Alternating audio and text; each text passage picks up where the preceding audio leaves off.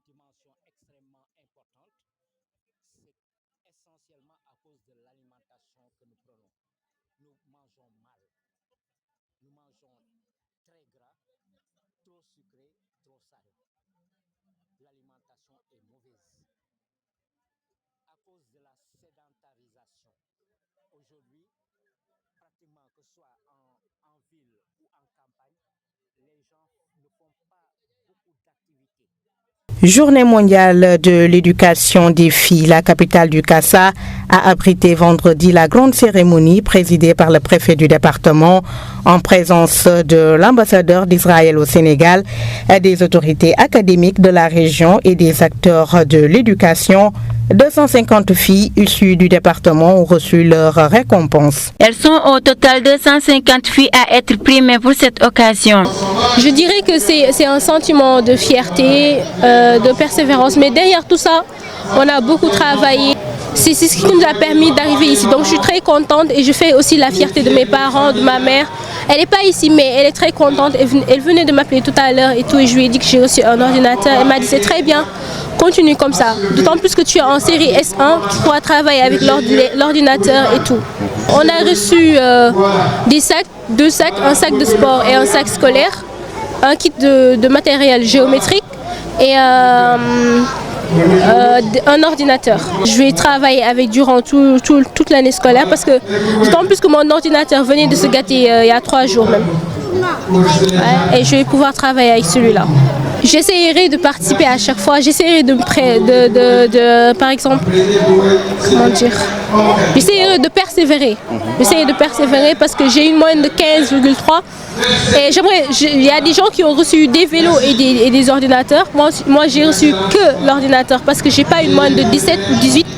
Je vais essayer de persévérer.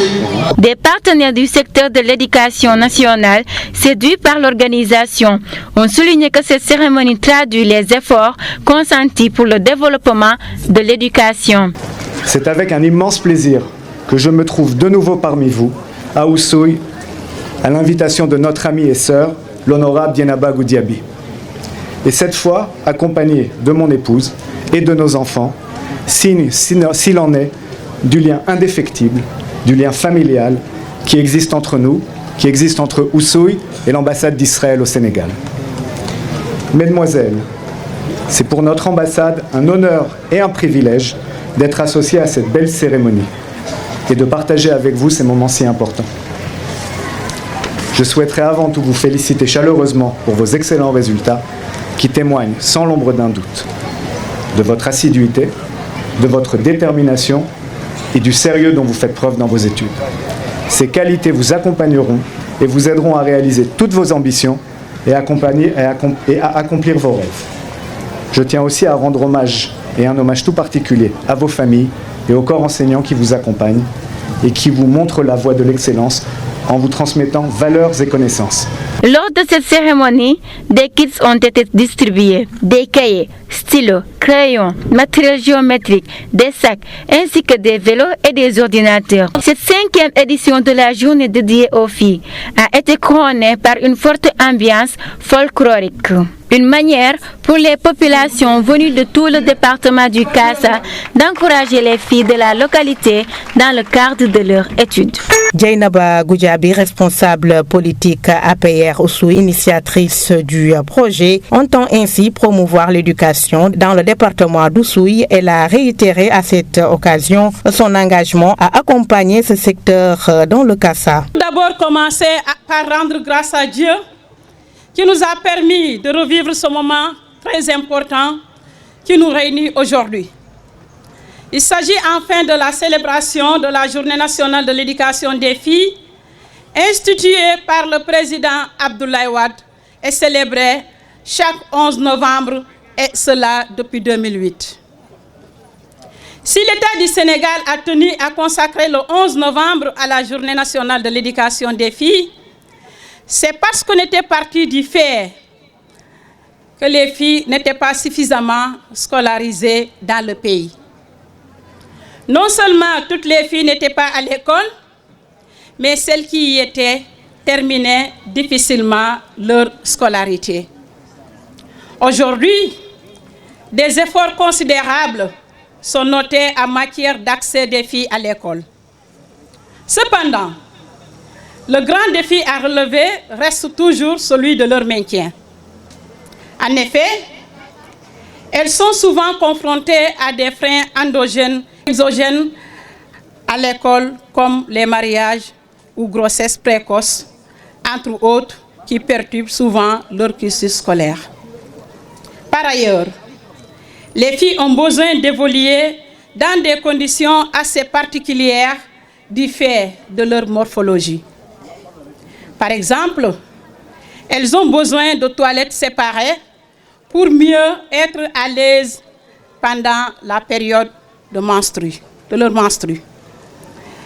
Ceci explique en partie le choix du thème de cette année qui est « Pour une école réussite, un environnement sécurisé, le bien-être des filles assuré ». Ainsi, j'invite toutes les collectivités locales du département à inscrire des lignes de crédit dans leur budget pour financer le genre dans l'éducation.